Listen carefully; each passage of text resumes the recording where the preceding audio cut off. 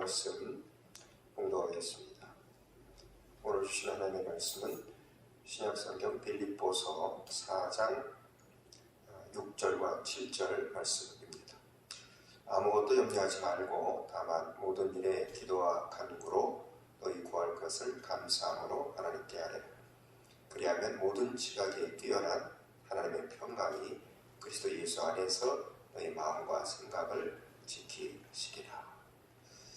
이 본문을 중심으로 오늘 저는 여러분에게 스트레스 관리라는 제목으로 말씀을 전하려고 합니다.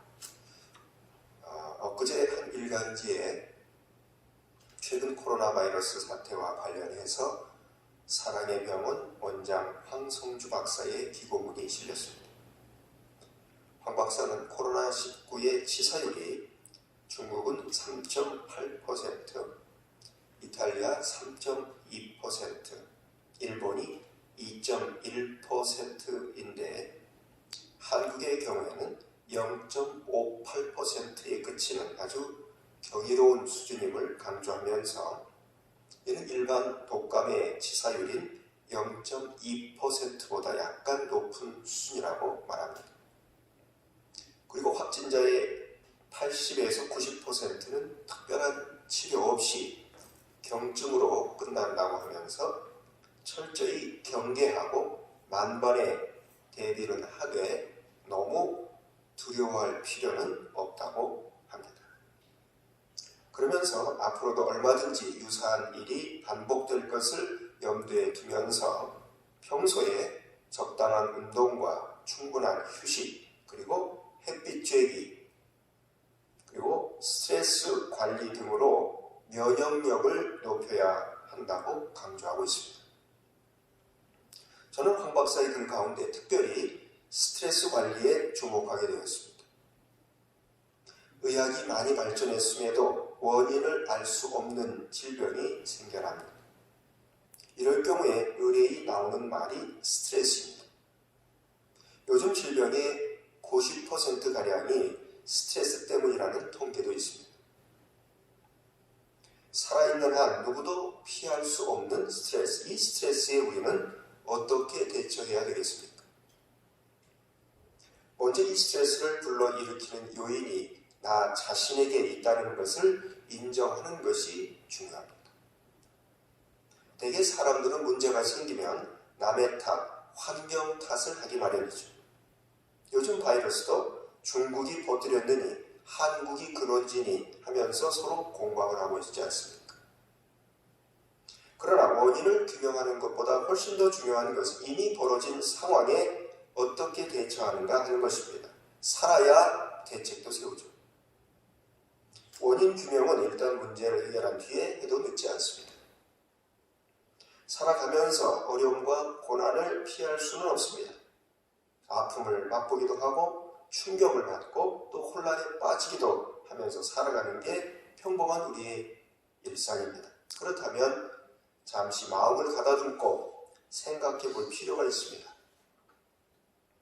나를 혼란스럽게 하는 이 상황, 나를 힘들게 하는 이 사건을 내가 어떻게 받아들여야 하는가? 상황은 어쩔 수 없이 벌어집니다. 그러나 선택은 내가 얼마든지 할 수 있습니다.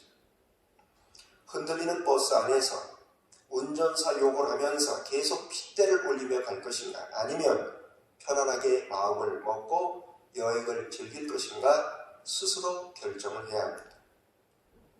겨울철에 눈이 내리는 게 싫다면 눈이 오지 않는 곳으로 이사 가면 됩니다. 그런데 그게 불가능하다면 눈을 즐기면서 사는 것이 훨씬 더 건강에 유익하지 않겠습니까?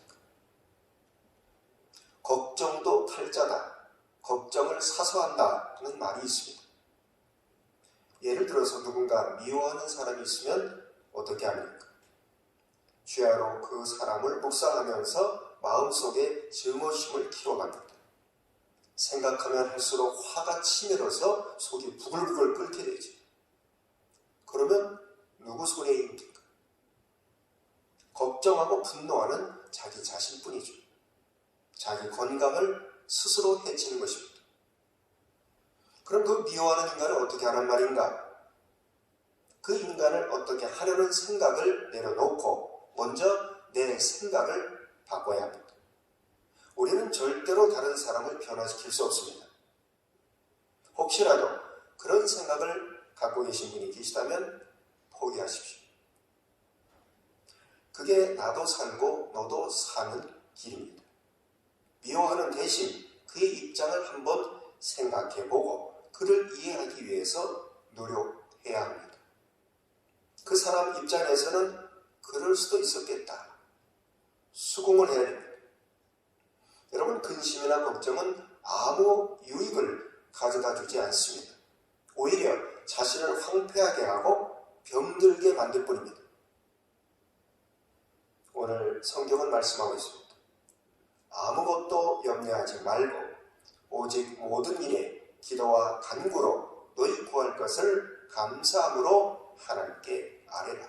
그리하면 모든 지각에 뛰어난 하나님의 평강이 그리스도 예수 안에서 너희 마음과 생각을 지키시리라.